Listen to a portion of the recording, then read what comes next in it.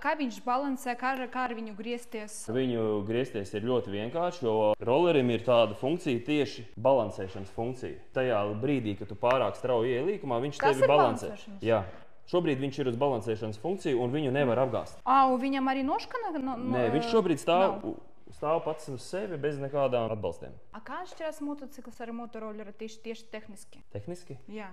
Tikai ar riepām? Es pat nezinu, ko tu atbildēt. Varbūt tas tieši jauda? Nē, šim arī ir pietiekoši liela, viņam ir 500 kubi. Viņš jau ir motociklu klasē pēc kubiem. Karoči, tad nevajag motociklu, vajag šo Jā, motorolleri. Tā atšķirība ir tāda, tieši tā. Tā atšķirība ir tāda, ka nevajag pirkt motociklu, lai būtu pietiekoši liela jauda. Var nopirkt šo motorolleri, kam ir priekšā 2 rati. Un nečakarāt savu galvu. Jā, tev ir mašīnas tiesības, tu ar mašīnas tiesībām ar šo motorolleri pārvietojies pa ceļu. Cik ātri viņš brauc? Cik ātri vēlies? 100.